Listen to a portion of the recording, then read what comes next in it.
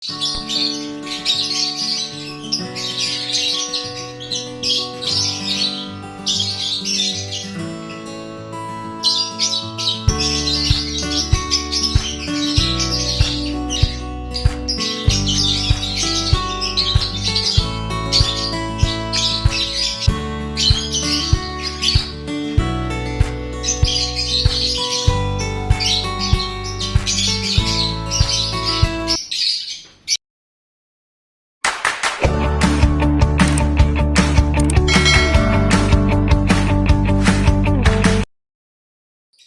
mga day! So welcome back to my channel, and for today's video kay magluto ta og pansit bihon.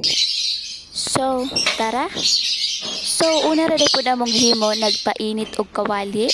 Sunod, nag-init na siya, nagbutang na mig mantika, tapos suwaton ra po na nato siya na mag-init, mag-boil-boil ang oil.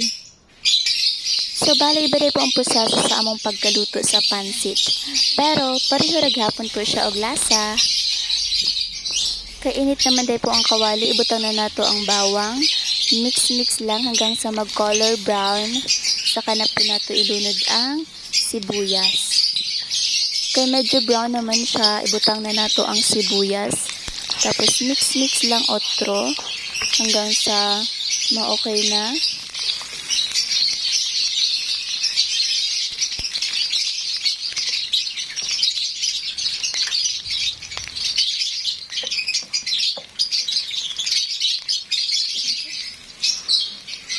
Sunod na po datong ibutang ang adobong baboy.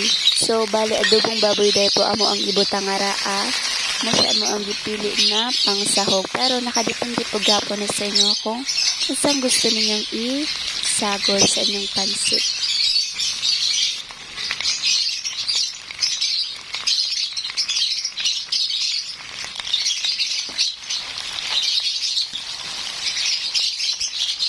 So, okay na po siya. Ibutang na nato ang baggy beans.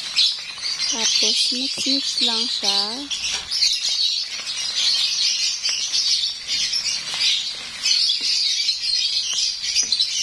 Halo-halo na gapon po na siya hanggang sa maluto ang baggy beans. Tapos, pwede na nato ibutang ang ibang sahog sama sa carrots. Basta matingala po mo pa o makaingon mo na nga nang iba man na ilang proseso. So, naingon na po bagan ako ganina na medyo ibagid po ni siya, pero pareho ra gyapon po iyang lasa sa mga ordinaryong pagkaluto sa pansit. Ug para po sa nako, okay ra gyapon siya, lami gyapon siya, way pagkakaiba sa ilang lasa. Ug sunod po rin nato kung himuon no, kay magbutang og seasonings. Ug ang among seasonings na ibutang kay Magic Sarap. Pero kung inyong klaseng pagkaluto, kaya doon na may mga daghang ibutang mga seasonings, naragapon po na siya sa inyo ha. Pero ang amo tinipid naman, so Magic Sarap lang. So wait na po tagpila ka hanggang sa okay na, tapos maglagay na po ta og water. Tapos wait na po tagpila ka minutes hanggang sa mag-boil-boil na, o pwede na po nato ibutang ang atong pansit. Og sa inyo ni aning process po, maingon na po nako na medyo arang-arang po siya, kay dili na nimo kinahanglan nga magdugay kag pabukal sa pansit bihon, kay nababad naman siya sa water daan ngadto pa sa wala pa siya sa kawali.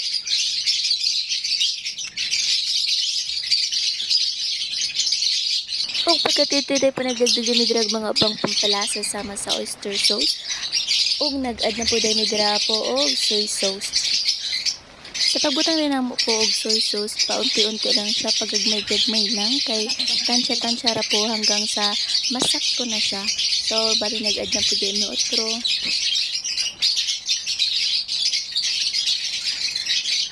So, wala pag po mina-content ko ba, nag-add na po niyo gamata nga soy sauce. Ang tug sa medyo okay na siya sa mong pananaw na gwapa na siya. Wow! Ito na mag-i-add ang cabbage.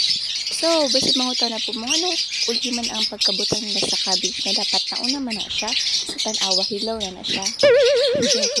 Ang gusto ko kayo na ma-achieve sa cabbage sa pagkaluto niya kay half cook lang. Kaya kung gusto sa niya nga half cook lang, sundugara po niya ang among process. So, mag-wait ka na po o pila ka minutes sa pagkatimo po niya magbutang og cabbage.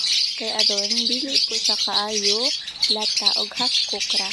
Ug na rin di po ko tabang akong video. Daghang salamat sa pagsubaybay o pagtiwas sa pagpanood sa akong video. Ug na rin lang po mi kutob. Bye-bye!